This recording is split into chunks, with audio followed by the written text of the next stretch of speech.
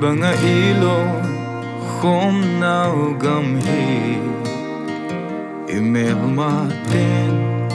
aloding hitaw simle mala jam ho hung kile un ki pan tau te kilung to ta in nampi do gal sat khom di hungun hungun hung kilen kipan tau te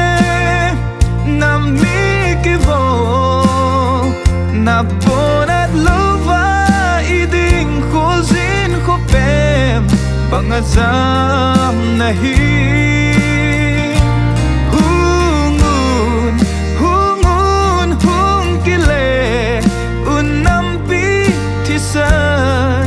in a go kanam mite gelte muni kilung to loze ikal mite ichen nawang khocheng lumezin ahal vam vut vai asogam tave nam nume chapangan chabang a ki bol now hi na ngai ngam hi nam na ve zo hi na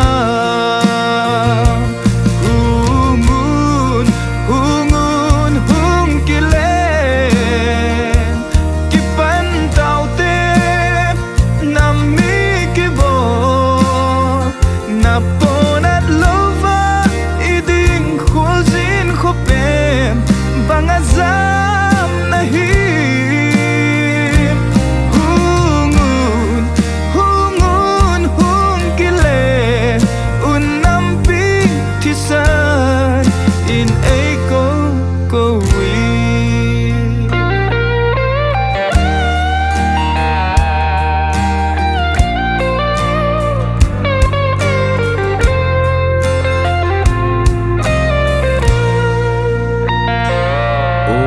anai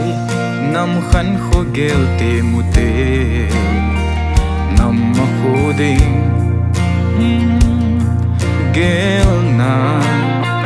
nam bi pasal hang san vi vi hon gen thei ta in nitin gil ke dang cha tho jing pu min mel ma te ki mai to pi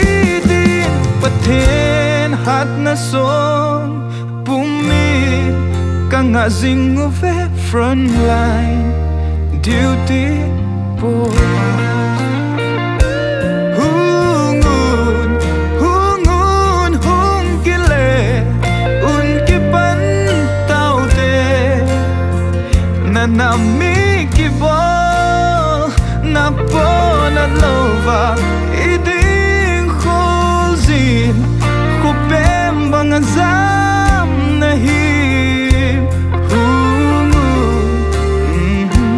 hung kile unampi thisan in a go